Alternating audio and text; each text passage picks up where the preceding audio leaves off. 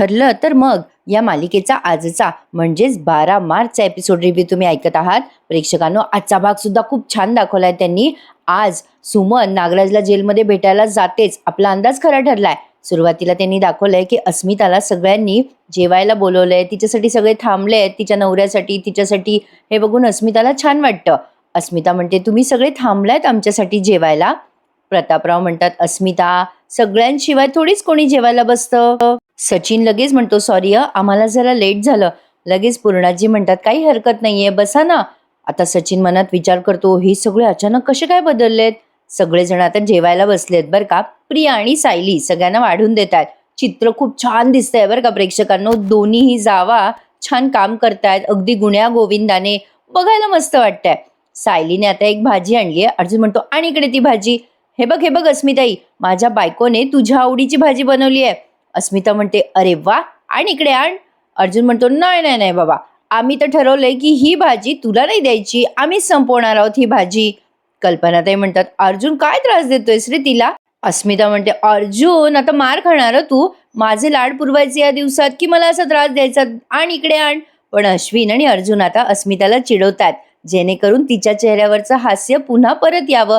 अश्विन आणि अर्जुन म्हणतात, चल चल चल, ए दादा तू संपव ती भाजी, मी पण संपवून टाकतो. हे सगळे जण आधी भाजी घेतात आणि मग अस्मिताला भाजी देतात. अस्मिता म्हणत असते, मला द्या ना रे भाजी, मला भूक लागली म्हणजे बाळाला पण भूक लागली, तुम्ही कसे वागतात माझ्यासोबत, जा गड्या. शेवटी अर्जुन तिला म्हणतो, बरं बाई घे. कल्पनाताई म्हणतात, बघा ताटामध्ये आवडीची भाजी आल्यावर अस्मिताच्या चेहऱ्यावर हसू परत आलं. अस्मिता म्हणते, मम्मा हे हसू भाजी मिळाल्याचं नाहीये, माझे दोन्हीही भाऊ पूर्वीसारखे वागायला लागलेत ना खूप दिवसांनी, त्यासाठी हे हसू आलंय. अस्मिता आता आनंदी आहे आणि तिला आनंदी ठेवायचं असं यांनी ठरवलंच आहे. सचिन आता असा विचार करत असतो बरं का मनातल्या मनात. प्रिया त्याला बघून काय विचार करते बघा. हा सचिन मनाने सगळ्यांपासून दूरच आहे, पण याला आणखीन दूर करायला हवं. प्रिया मनात असा विचार करते आणि सचिनला म्हणते, सचिन तुला भात वाढू की पोळी वाढू. लगेच सचिन म्हणतो, हो हो भात वाढला तर चालेल. कल्पनाताई म्हणतात, विमल त्याला दही भात आण ग. सचिनला दही भात आवडतो बरं. सगळ्या सुभेदारांनी मिळून ठरवलंय की अस्मिताच्या तब्येतीसाठी या सचिनशीच चांगलं वागायचंय. तर सगळेजण एकत्र जेवायला बसले, छान वाटतंय. आणि हा स्वयंपाक सायलीच्या हातचा होता, त्यामुळे सगळे पोटभर जेवलेत बरं का. पण आता दुसऱ्या दिवशी सकाळीच जरा मजा होते. आता पहाटे उठल्या उठल्या सायली आवरत असते, तिलाही अर्जुन सोबत जायचं आहे कुठेतरी. अर्जुन मध्येच येतो आणि आवरायला लागतो आरशाच्या समोर. सायली म्हणते, बाजूला माना, मला उशीर होतो ना, तुम्ही असे मध्ये मध्ये येता, उशिरा उठता आणि मग मध्ये मध्ये करता तुम्ही माझ्या. अर्जुन म्हणतो, अरे मलाही जायचंय ना ऑफिसला, मला थोडासा वेळ मिळेल का सायली, थांब जरा. सायली म्हणते, काय हो तुम्हाला माहिती आहे ना सकाळची वेळ धावपळीची असते, किती गडबड असते. अर्जुनला आता अचानक ते सगळं आठवतं. त्याने सायलीची जागा घेतली होती ना, त्याला ते रिअलाइज झालं होतं की काय काय गडबड असते सकाळच्या वेळेला, काय काय करावं लागतं सायलीला, वगैरे वगैरे. त्याला ते आठवतं आणि तो एकदम भावूक होऊन म्हणतो, बरं बरं बायको, मला माहिती आहे तुला खूप घाई असते सकाळी, तुला हवं तेवढा वेळ घे, हां, मी तुला डिस्टर्ब नाही करणार. सायली म्हणते, बरं माझं आवरलं की आपण बाहेर जाऊयात, आपण एकत्र नको निघूयात, तुम्ही आधी जा मग मी येते मागून तुमच्या. अर्जुन म्हणतो, असं का ग. सायली म्हणते, अहो जर तुम्ही बाहेर पडलात तर प्रियाला वाटेल तुम्ही ऑफिसात चाललात, मी बाहेर पडल्यानंतर तिला असं वाटेल की मी बाजारात चालले, म्हणजे सोबत नाही गेलो. अर्जुन म्हणतो, अगं सायली तू किती प्रयत्न केले ना तरी प्रिया पाठलाग करणारच आहे आपला. सायली म्हणते, हो पण मला माहिती आहे ना तिला कसा गुंगारा द्यायचा ते. अर्जुन म्हणतो, काय गुगरा काय असतं ते. सायली हसायला लागते आणि म्हणते, गुगरा नाही हो, गुंगारा. सायली अर्जुनला हसून म्हणते, मी ना तुम्हाला आता मराठी शब्दकोश भेट म्हणूनच देणार आहे. अर्जुन म्हणतो, ते तू नंतर दे, पण मला आधी ते घुंगराचा मतलब सांग. सायली म्हणते, गुंगारा म्हणजे म्हणजे धावपळीच्या वेळेला, मी कामात असताना तुम्हाला कसं रोमॅन्स सुचतो सतत, मी तुमच्यापासून स्वतःला सोडवते, पळून जाते, त्याला म्हणतात गुंगारा देणं, गुंगारा. अर्जुन म्हणतो, अच्छा म्हणजे रोज तुम्हाला घुगरा देतेस तर. त्याला काही जमेना ते शब्द बोलायला. सायली म्हणते, गुंगरा नाही हो, गुंगारा. अर्जुन म्हणतो, पण बायको तू किती क्यूट दिसतेस ना तेव्हा गुंगारा देताना. असं म्हणून तो तिला जवळ घेत असतो, तेव्हा ही पुन्हा त्याला गुंगारा देते आणि म्हणते, बघा बघा आता कसा गुंगारा दिला, नीट लक्ष ठेवा हा शब्द गुंगारा.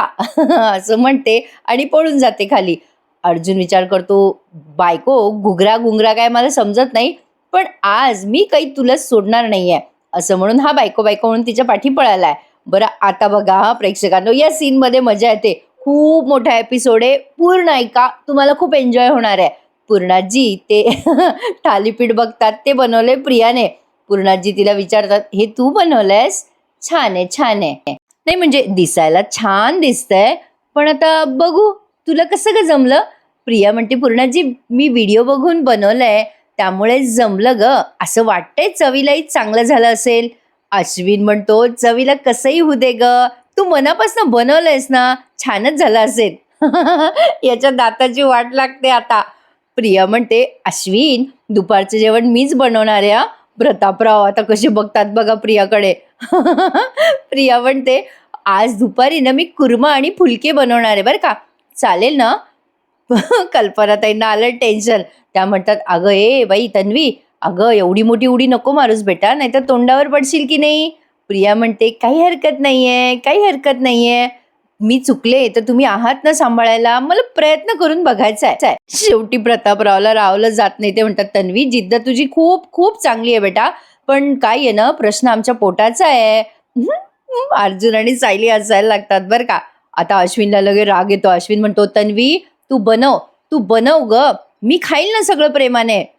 अर्जुनने असलं भारी तोंड केलंय ना त्याच्याकडे बघून. अश्विन म्हणतो पुढे, डोंट वरी, सगळेजण खातील, तू बनव ग. आता सगळ्यांना टेन्शन आलंय बरं का. पूर्णाजी म्हणतात, अरे थांब रे बाबा अश्विन, आधी हे थालपीठ तर चाखून बघू दे. आता काय होतं बघा, सगळेजण त्या थालपीठाचा एक घास तोडायला घेतात, पण तो तुटता तुटेना. तो इतका कडक झालेला असतो थालपीठ की विचारू नका. सगळेजण खूप प्रयत्न करतात, आता तरी तुटेल, नंतर तरी तुटेल. अर्जुनने त्याचा पूर्ण जोर लावलाय बरं का वर्कआउटचा, तरी काही तुटलं नाहीये ते. शेवटी प्रिया म्हणते, कसं झालंय थालपीठ? हे विचारताना तिचे एक्सप्रेशन्स कमाल होते. पूर्णाजीने उत्तर फार लई भारी दिलं तिला. पूर्णाजी म्हणतात, एक अगं छान झालंय तन्वी, तुझ्यासारखंच झालंय ग. प्रिया म्हणते, माझ्यासारखं म्हणजे? पूर्णाजी म्हणतात, अगं म्हणजे ते जसं दिसतंय ना वरून, तसं ते आतमध्ये नाहीये ग. अगं बाई, त्या अश्विनला असं कसं तरी झालं पा, तिचं तोंडच उतरलं प्रियाचं. अश्विन म्हणतो, कॉम्प्लिमेंट देता येत नाही तर देऊ नका, टोमणे कशाला मारताय तिला. प्रिया लगेच म्हणते, असू दे अश्विन, असू दे, काही हरकत नाहीये, मी शिकीन शिकीन, हळूहळू शिकीन, मी शिकीन. शेवटी सायली म्हणते, पूर्णाजी मी पटकन काही बनवू का?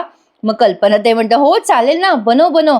अर्जुन म्हणतो, नको बाबा मला उशीर झालाय, मी चाललो ऑफिसला.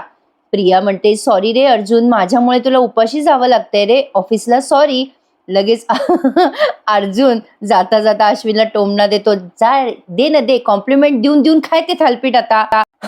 अश्विन चांगलाच फसलाय बिचारा, काय बोलणार, खातोय कसं बसं ते थालपीठ. पूर्णाजींना फार दया येते बरं का आता या अश्विनची. लगेच विमल म्हणते, चला सायली ते आपण पोहे करूयात पटकन. मग सायली सगळ्यांसाठी पोहे करायला घेते बरं का.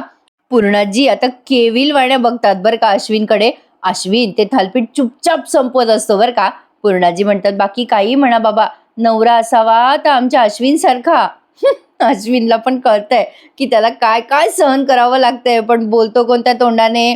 प्रिया मनात विचार करते, हा अर्जुन एकटाच बाहेर पडलाय, कशाला गेला असेल अर्जुन बाहेर. चला मी मुद्दाम तो कुर्मा करायचा घाट घातलाय, सामान आणायच्या निमित्ताने मला या दोघांचा पाठलाग करता येईल.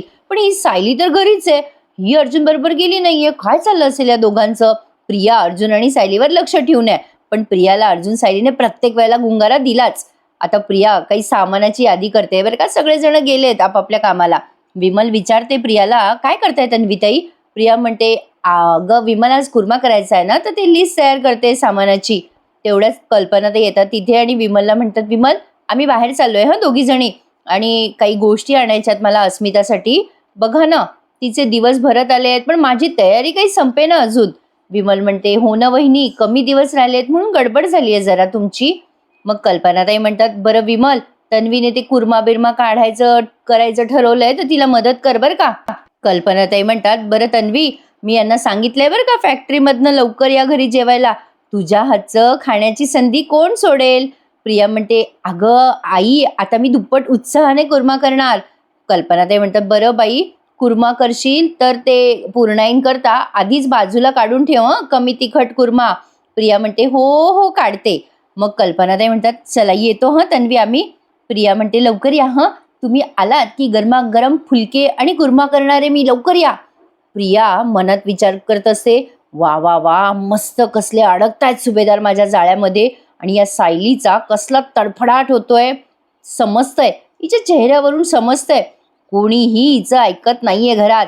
या बावळट सुभेदारांचा विश्वास जिंकणं किती सोपं आहे.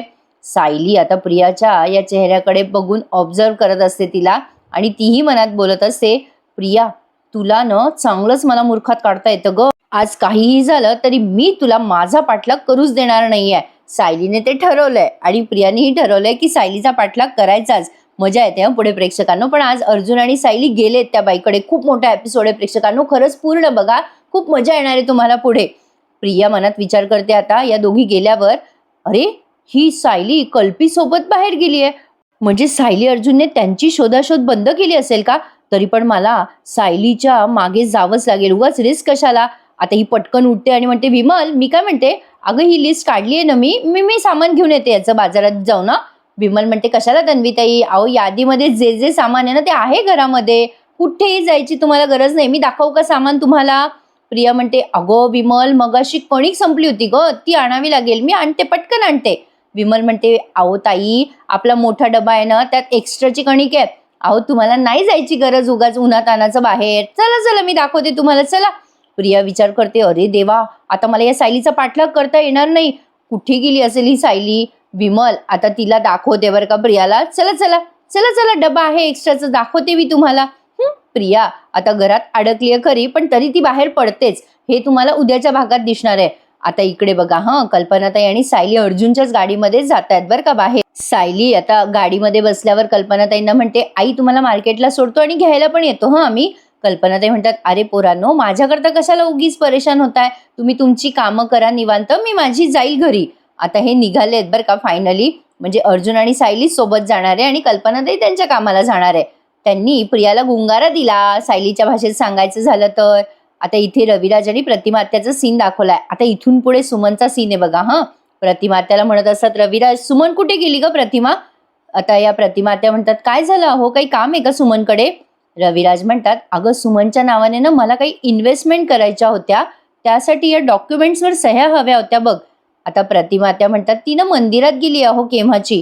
आता हे रविराजांना खटकतं, ते म्हणतात काय एकटी गेली सुमन. प्रतिमा आत्या म्हणतात, हो ना हो मी तिला म्हणाले मी येते, पण तिला एकटीलाच जायचं होतं. रविराज म्हणतात, अगं तिला एकटीला नको पाठवायला हवं होतंस तू.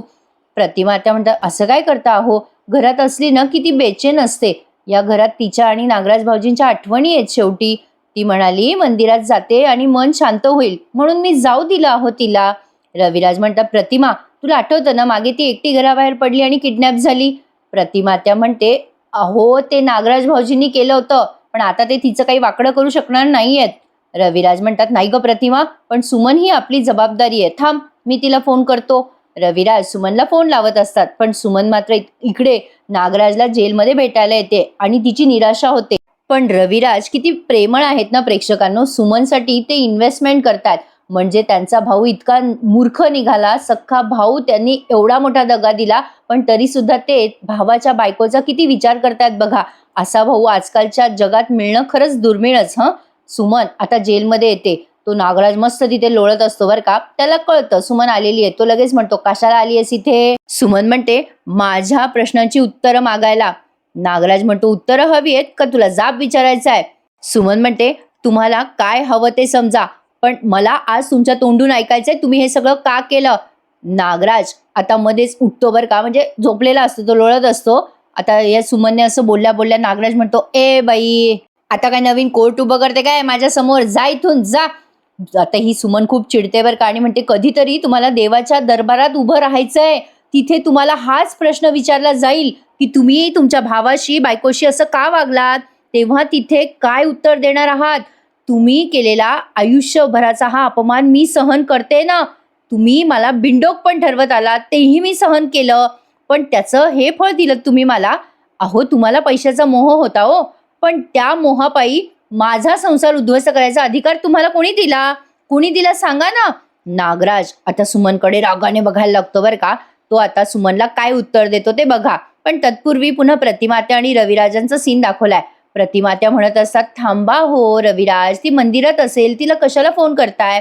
रविराज म्हणतात, अगं प्रतिमा, ती केव्हा येतीये एवढंच विचारतो ना. प्रतिमात्या म्हणतात, थांबा थांबा जरा, ती ना थोड्या वेळ शांत बसण्यासाठी गेली आहे, त्यात आपण तिला फोन करून कुठे, केव्हा येणार आहेस, किती वाजता येतेस असं कशाला विचारायचं. बसू द्या ना तिला देवाजवळ थोड्या वेळ. अहो तिला तिला आपोआप तिच्या प्रश्नांची उत्तरं मिळतील ना. मला असं वाटतं की आपण तिला थोडा वेळ देऊयात. रविराज म्हणतात, ए प्रतिमा, मी फार फार तर अर्धा तास वाट बघेल, मग मात्र मी सुमनला फोन करेल हा. रविराजांना आता प्रतिमात्या बरं असं उत्तर देतात. आता बघा हा नागराज अजूनही किती वाकडा आहे ना, ते सुमनला कसं रिअलाइज होतं. नागराज सुमनच्या अंगावर धावून गेल्यासारखा म्हणतो, काय ग, कशाला कशाला हवा होता तुला हा संसार. माझ्या भावानी फेकलेल्या तुकड्यावर मी संसार करायचा होता का. अरे हाड, माझ्या भावाच्या पैशावर माझा अधिकार होता सुमन. तो अधिकार मला मिळाला नाही तर मी तो हिसकावून घेणारच ना. सुमन छान उत्तर देते नागराजला. ती म्हणते, अधिकार, कसला अधिकार. भाऊजींच्या ज्या पैशावर तुम्ही तुमचा अधिकार सांगताय ना, ती काही वडिलोपार्जित संपत्ती नाहीये. भाऊजींनी स्वतःच्या कष्टाने कमवलेला पैसा आहे तो. आपलं लग्न झालं त्या आधीपासूनच भाऊजी यशस्वी वकील होते. त्यांच्यासारखं यश मिळवण्याची धमक तुमच्यात नव्हती हो. हे तुम्ही कधी स्वतःशीही मान्य केलं नाही. पैशाच्या मोहापायी तुम्ही चुकीचा मार्ग निवडलात आणि त्याचे परिणाम बघा बघा काय झालेत. तुम्ही तुरुंगात शिक्षा भोगताय आणि मी मात्र तुरुंगाच्या बाहेर. नागराज तिला म्हणतो, तू तू कशी शिक्षा भोगतेस सुमन. अगं दादाच्या घरात मजा मारतेस तू, मी शिक्षा इथे भोगतोय जेलमध्ये. अरे 5-10 हजार रुपये जरी मागितले ना माझ्या भावाकडे तर तो मला 100 वेळेला प्रश्न विचारायचा. सख्खा भाऊ होता ना तो माझा, त्याला त्याला होती माझी किंमत. कसा वागवत होता तो मला.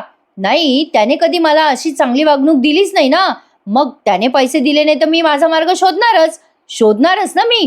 नागराज असा बोलतोय आणि सुमन त्याला म्हणते, अजूनही तुम्हाला असं वाटतंय की तुम्ही जे केलं ते बरोबर केलं. नागराज म्हणतो, हो बरोबर केलंय मी सगळं जे केलंय ते.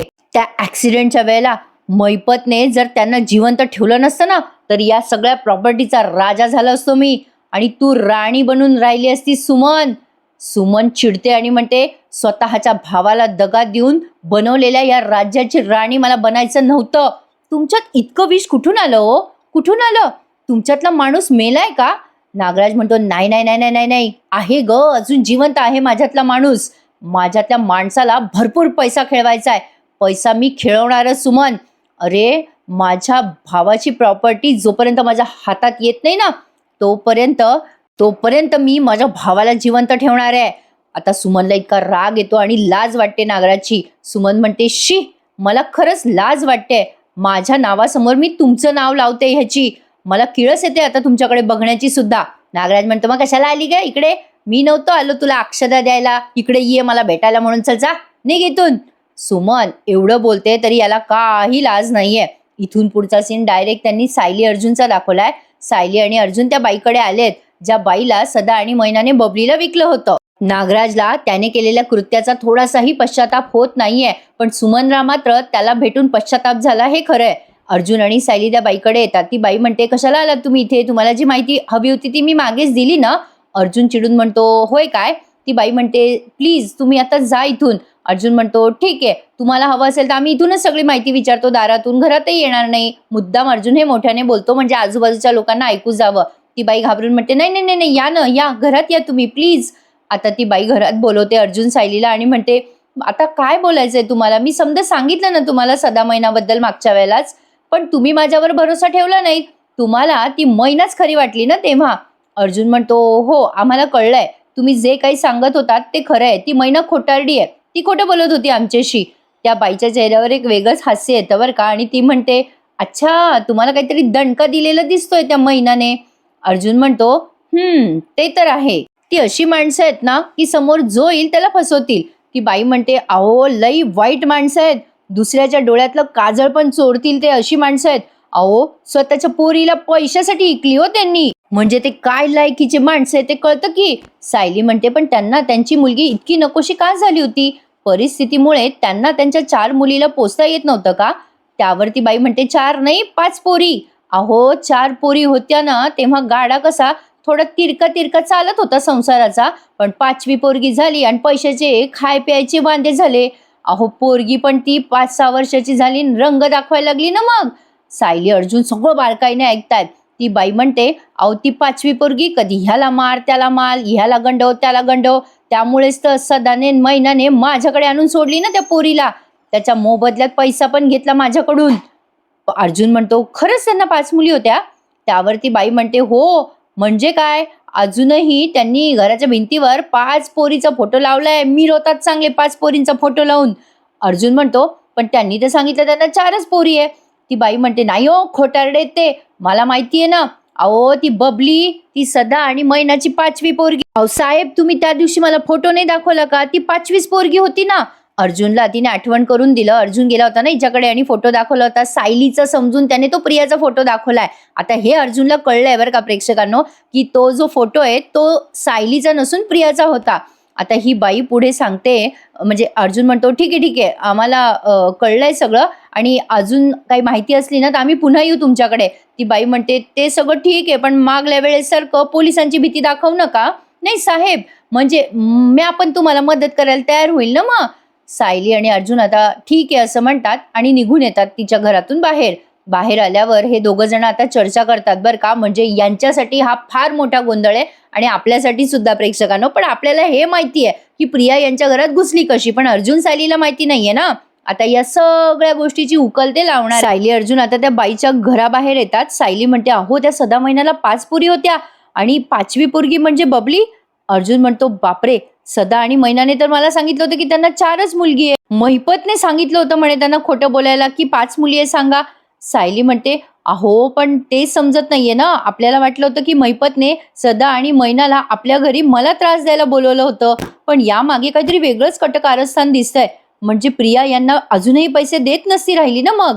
अर्जुन म्हणतो, आता कळतंय या सगळ्या प्रकरणामध्ये प्रिया, नागराज, महिपत तिघे पण इन्व्हॉल्व आहेत.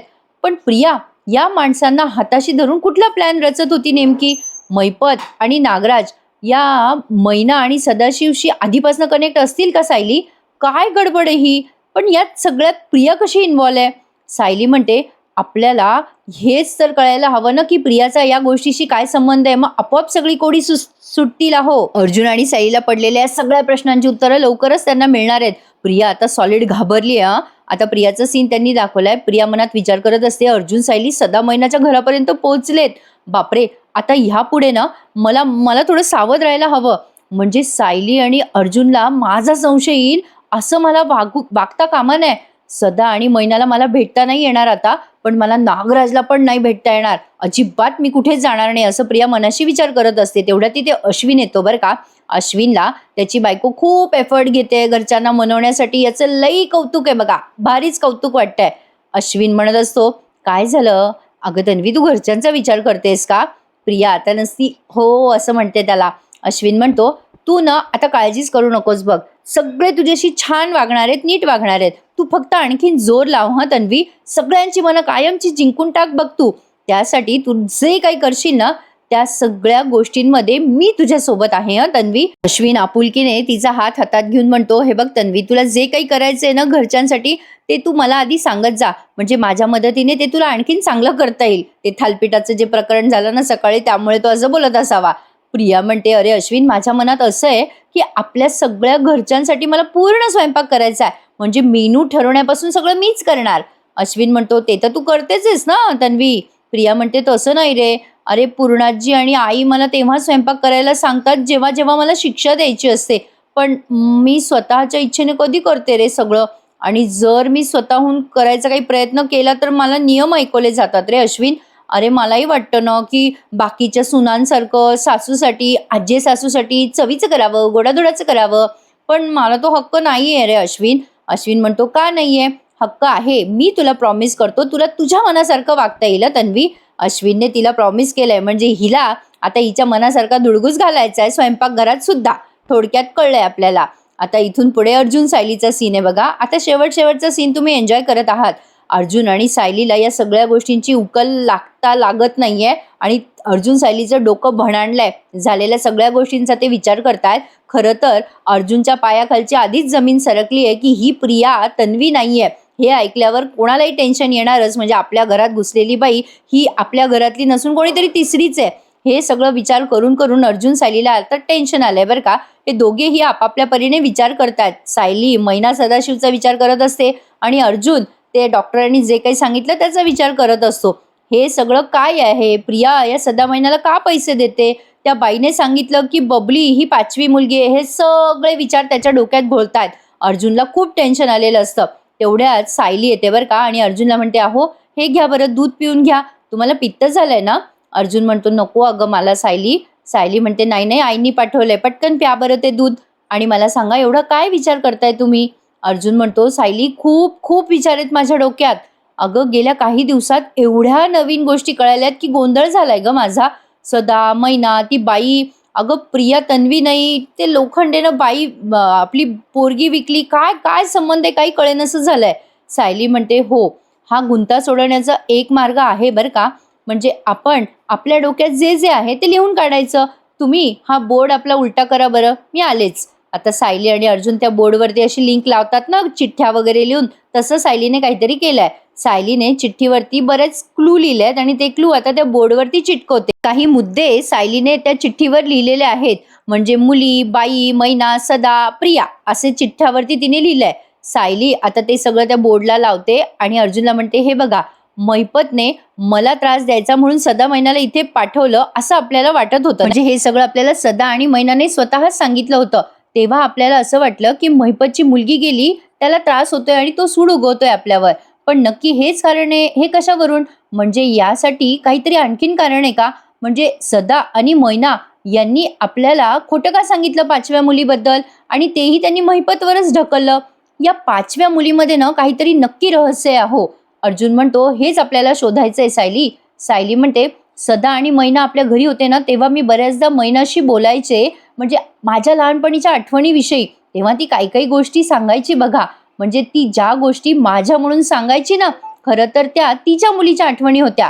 अर्जुनला आणि सायलीला आता ते आठवतं की प्रियाबद्दल, म्हणजे आपल्याला हे माहितीये की ते प्रियाबद्दल सदा आणि मैना 5व्या मुलीबद्दल सांगायचे की 5वी मुलगी खूप खोडकर होती, शाळेमध्ये त्रास द्यायची सगळ्यांना वगैरे वगैरे. ते सगळं आठवतं सायलीला, मैनाने जे जे सांगितलं ते. अर्जुन म्हणतो, हो म्हणजे ऍक्च्युली ते त्यांच्या मुलीबद्दल तुला सांगत होते. म्हणजे त्यांची मुलगी लहानपणी कशी होती ते तुला ते सांगायचे. मग सायली म्हणते, हो मग आपण या मुलींच्या शाळेपासूनच सुरुवात करूयात का? म्हणजे बघा ना, सहसा 5च्या 5 पोरी एका शाळेत असाव्यात, म्हणजे तसं असतंच ना. तर आपण शाळेत जाऊन चौकशी केली तर आपल्याला काही पुरावा हाती लागेल. अर्जुन म्हणतो, येस आपण आता या मुलींच्या शाळेत जाऊनच चौकशी करूयात. असं म्हणून अर्जुनने आता एका चिठ्ठीवरती 5वी मुलगी असं नाव टाकलंय आणि क्वेश्चन मार्क लिहिलाय आणि त्या बोर्डवर चिटकवलंय. आता प्रिया म्हणजेच ही बबली 5वी मुलगी आहे. प्रियाच 5वी मुलगी आहे सदा मैनाची. हे सायली अर्जुनला उद्याच्या भागात कळणार आहे. आज त्यांनी दाखवलं नाहीये, पण आजचा एपिसोड तसा छान होता बरं का प्रेक्षकांनो, खूपच मोठा होता. आजचा एपिसोड त्यांनी इथे संपवला. उद्याच्या भागात आपण बघणार आहोत की सायली आणि अर्जुन प्रियाच्या शाळेत जातात. म्हणजे बरीच शाळा ते तपासतात. लगेच काही त्यांना कळत नाही की ती ह्याच शाळेत होती म्हणून. ते बरेच शाळा बघत असतात. तेव्हा प्रिया यांचा पाठलाग करते आणि सायली अर्जुन तिला पुन्हा गुंगारा देतात. सायलीच्या शब्दात सांगायचं झालं तर मजा येते. आता उद्याचा भाग बघायला आणखीन मजा येणार आहे. प्रिया आता ती मार्केटमध्ये दिसते सायलीला, तेव्हा सायली तिला विचारते, काय ग प्रिया तू इथे काय करतेस? म्हणजे सायलीने पुन्हा एकदा तिला चुकवलंय बरं का. मजा येणार आहे उद्याचा भाग बघायला. पण सांगायचं तात्पर्य हे की अर्जुन आणि सायलीला प्रियाचं सत्य कळणार आहे. त्यामुळे बघत राहा प्रेक्षकांनो. ठरलं तर आजचा भाग कसा वाटला मला नक्की कमेंटमध्ये कळवा आणि प्लीज आपल्या चॅनलला सबस्क्राईब करायला विसरू नका मंडळी. उद्या भेटूयात पुन्हा एकदा. तोपर्यंत टेक केअर. धन्यवाद.